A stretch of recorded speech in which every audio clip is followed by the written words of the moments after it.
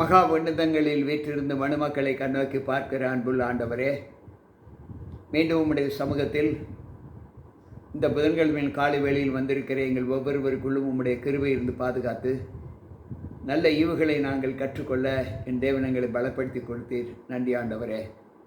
வந்திருக்கின்ற எங்கள் ஒவ்வொருவருக்குள்ளும் உம்முடைய கிருபை இருக்கட்டும். மீட்பர் இயேசு கிறிஸ்துவின் நாமத்தில் ஜெபிக்கிறேன் நல்ல பிதாவே, ஆமென். அன்பு பிள்ளைகளே, வந்திருக்கின்ற உங்கள் அனைவருக்கும் ஆண்டவர் இயேசு கிறிஸ்துவின் நாமத்தின் இந்த புதன்கிழமையின் காலையின் வாழ்த்துக்களை தெரிவித்துக் கொள்கிறேன். கர்த்தர் நம்மோடு இருப்பாராக. இன்றைக்கு 51வது சங்கீதத்தின் தியானங்களை நாம் தியானிக்கப் போகிறோம். இந்த 51வது சங்கீதம் என்று சொன்ன மாத்திரத்தில் எல்லோருக்கும் நினைவுக்கு வருவது ஒரு வசனம்தான். அது 51வது சங்கீதம் 5வது வசனம்.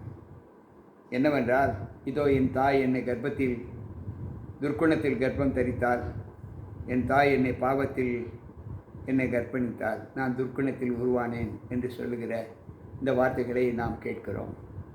ஆனால் இந்த 51வது சங்கீதம் நம்மை எந்த அளவு நம்மைக்கு மனம் திரும்புதலுக்கேற்ற ஒரு வல்லமையை கொடுக்கிறது என்றால், அங்கே 2வது வசனத்தில் 3வது வசனத்தை வாசித்தால், என் அக்கிரமம் நீங்க என்னை கழுவி சுத்திகரியும், என் பாவம் என்னை சூழ்ந்து கொள்ளாதபடி என்னை பாவமற என்னை கழுவும், என் மீறுதல்களை நான் அறிந்திருக்கிறேன், என் பாவம் எப்பொழுதும் எனக்கு முன்பாக நிற்கிறது என்று சங்கீதக்காரர் பாடுகிறார்.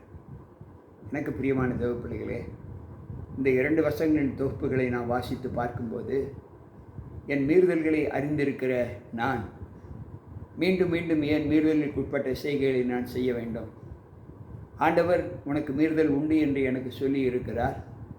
அந்த மீறுதல் உண்டு என்று சொன்ன அந்த வார்த்தைக்கு நான் செவி கொடுப்பேன் என்றால் மீண்டும் அதே தப்பிதத்தை நான் செய்யக்கூடாது. அப்படி செய்தால் எனக்குள்ள ஜென்ம சுவாபம் என்னை விட்டு நீங்கவில்லை என்று வேதம் சொல்லுகிறது.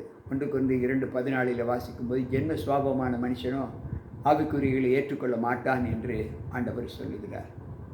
எனக்கு பிரியமான தேவ பிள்ளைகளே, இதோ உள்ளத்தில் உண்மையாய் இருக்க விரும்புகிறீர், அந்தகாரத்தில் ஞானத்தை எனக்கு தெரியப்படுத்துவீர். நீர் என்னை யூசோப்பினால் கழுவி என்னை சுத்திகரியும், அப்பொழுது நான் சுத்தமாவேன். என்னை கழுவியருளும், அப்பொழுது நான் உறைந்த மழையைப் போல ஆவேன் என்று சொல்லுகிறார். எனக்கு பிரியமான தேவ பிள்ளைகளே, சங்கீதக்காரர் தம்முடைய பாடுகளை பாடும்போது ஈசோப்பினால் என்னை சுத்திகரியும் என்று சொல்லுகிறார்.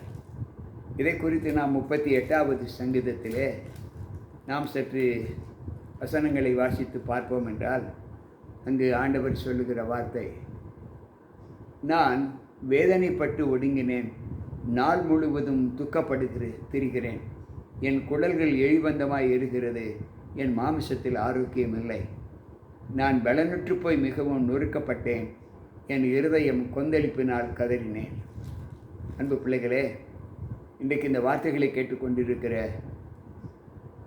நாம், தேவன் நமக்கு எப்படிப்பட்ட தண்டனையை நமக்கு கொடுக்கப் போகிறார், யாரெல்லாம் துன்மார்க்கமாக ஜீவிக்கிறார்களோ அவர்களுக்கு எப்படிப்பட்ட தண்டனை வேதனையும் கிடைக்கப் போகிறது என்பதை அறிந்து தேவ சமூகத்தில் நாம் நம்மை ஒப்புக் கொடுக்க வேண்டும். நம்முடைய பாவங்களை அறிக்கையிட வேண்டும்.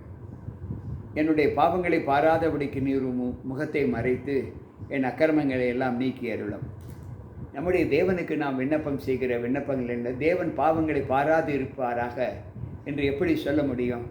என் அக்கிரமங்களை பார்க்க வேண்டாம் ஆண்டவரே என்று சொல்லும்போது நாம் அக்கிரமங்கள் அவரை தெரிந்தே பாவம் செய்கிறோம் என்றுதான் அர்த்தம்.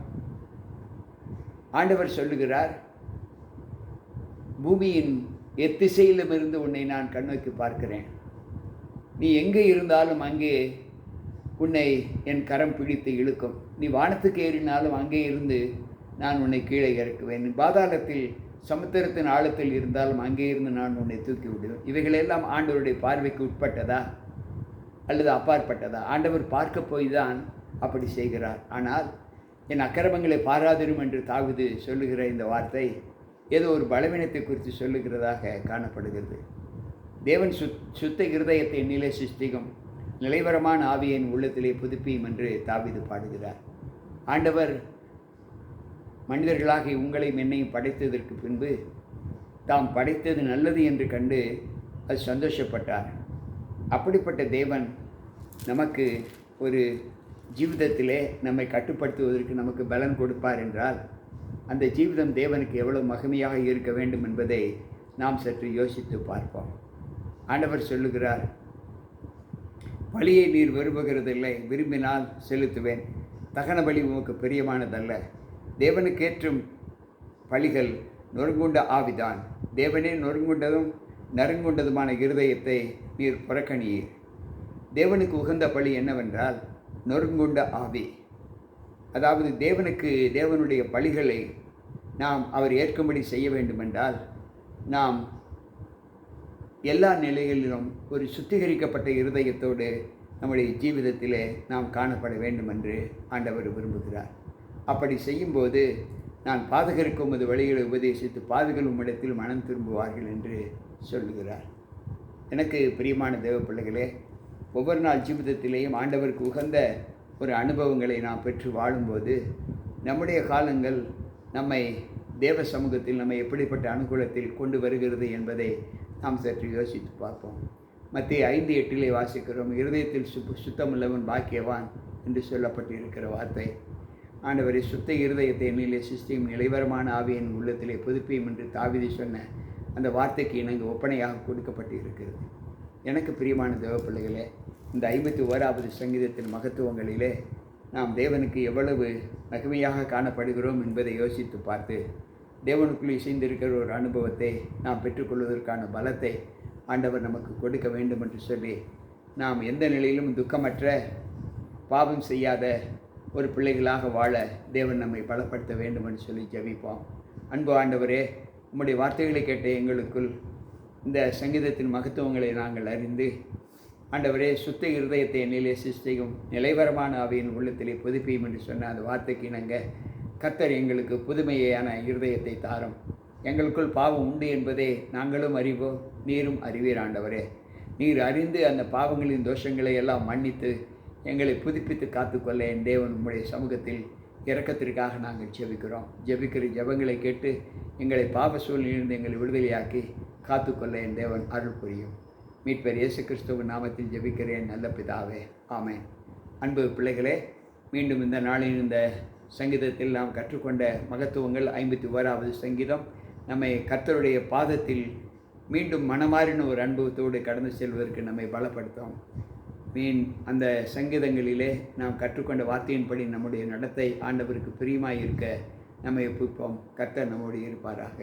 மீண்டும் நாளை சந்திப்போம். உங்கள் போதகர் ஜி.கே. ராபர்ட்.